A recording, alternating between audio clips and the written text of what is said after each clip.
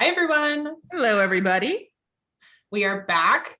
For those who haven't seen our faces before, I'm Sabine K. Bergman. I'm Savani Babu. And we're the co-founders of Hidden Compass. And we have a third person with us today, who's one of the contributors of our latest issue of the magazine of Hidden Compass. J.R. Patterson is with us, and we're going to just chat with him briefly to get to know him a little bit better. Although if you've read his article, you get to know him pretty well, I would say. So J.R. Patterson was born in Manitoba in 1989 and raised on a beef and grain farm in the Canadian prairies. His experiences as a farm laborer, factory worker, and musician inform much of his writing. And he's with us today. Welcome, James. Hi. Hello. Hello. Thanks for joining us. Don't be too nervous. Don't be too nervous. Promise. Everyone loved you. So I want to start with asking a little bit about this story because it has a lot of harsh criticisms of yourself in it. And I want to know, how did it feel for you drafting those critical passages, knowing that they would end up in a publication that puts the faces and the profiles of its journalists alongside its stories? There's nowhere to hide with a Hidden Compass story. You don't get to hide behind a byline. So what was that like for you in that part of the process? Well, it was more a process of just sort of writing down things that people said to me over the course of my life. But I don't know. I think if you have to be self-reflective to a certain extent to write well, and especially when you've come to realize that you are sort of the when you've sort of positioned yourself as the center of a story, and then it didn't go so well, you have to take stock of why that might be. But I mean, it wasn't too difficult because I wasn't necessarily trying to hammer myself, but more sort of figure out what the issue might be and how I could use the way I felt to explain what happened or help other people if they went through something similar. Yes. It's definitely a delicate balance when writing about yourself as a character, to be able to acknowledge your weaknesses, but also to not harp too much on that, and to acknowledge how you grew. Those are my favorite stories. Yeah. The narrator. It does. There's this danger that you can just be sort of a braggart in the opposite way.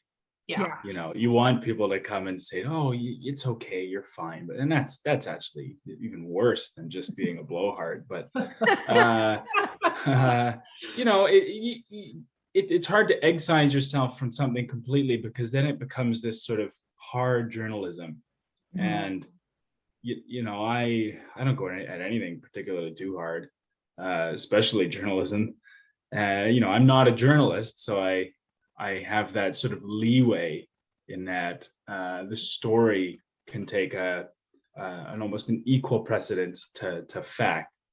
And so when you're talking about yourself, that is, of course, mostly story, because you're your own source. You're a single source thing, which isn't very journalistic, right? You need two sources to make anything really stick. So yeah, it's a bit of self-criticism never hurt anybody. Yeah, there's definitely, journalism is a discipline. It wanders into some interesting spaces, and there's overlap with creative storytelling, and personal storytelling. Everyone is flawed, and so even when you have multiple primary sources, everyone comes in with a different viewpoint. And yeah, working with Hidden Compass, we did fact check your story pretty thoroughly. So I think it's fair to say that this is a journalistic piece, even if you wouldn't call yourself a journalist per se. Yeah, you guys were brutal, but all the facts are straight. Nobody out there needs to worry. Yes. Yeah. I want to ask about something that you mentioned in your profile video, and also in your article, that you were this kid who was inspired by explorers of old. and dreamed of setting off on these grand adventures. That's something that definitely resonated with me and Savani too. We were totally those kids ourselves. But now that you've gone on this particular adventure and recognized how the world has changed and how the old school explorer's mindset is problematic, do you still have that childhood inspiration to do what you do? That's a good question. Yeah, I think it's hard to kill those sort of things that get ingrained in you as a kid. But I think so much of that is exists in a kind of fantasy. Mm-hmm. That you can. I'm sure it's Hollywoodized or it's aggrandized from books. I mean, when people think of Africa, they might think of Tarzan before they think of a realistic setting out, swinging on vines or something, or going on a big adventure. Indiana Jones, something like that, right? Burton is almost this self-mythologizing figure as well, just before movies, but I was sort of a child of movies as much as I was a child of books. But I think you can carry the spirit and the drive that comes with those dreams as a kid, but sort of imbue them with reality as you grow up and realize that a lot of that is about self-aggrandizement as well, and needing to make space for what's going on around you. I mean, so rarely does someone go on one of these rip-roaring adventures where you are the main character. You can make it like that, but in reality you're actually interacting with people every day. You don't sort of see the Hollywood movie where the guy's on a bus and he's with his change and he doesn't speak the language. He just sort of gets on the bus and hijacks it or something and takes off after the bad guy. And I think we sometimes would go off with the idea that that's what's going to happen. But no, you're gonna struggle with your change and not know where to sit, and the old lady's gonna yell at you and you take her seat. Those are the things you have to sort of enjoy as much as you can, because that's what really happens, whether or not that's why you're there. You should enjoy what actually happens, regardless of what you set out for. A great point, because I think that's also kind of one of the joys of becoming an adult, is being able to see our childhood dreams and fascinations and things like that morph into something that might be more positive.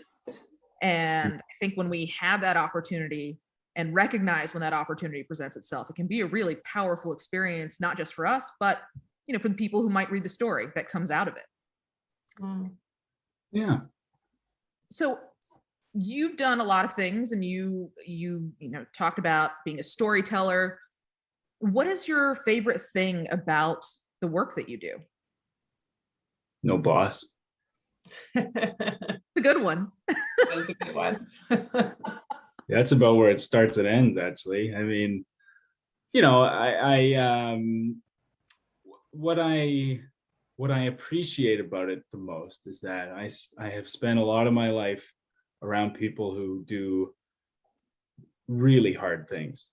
They do actual things that are hard, that are physically hard, that are mentally hard.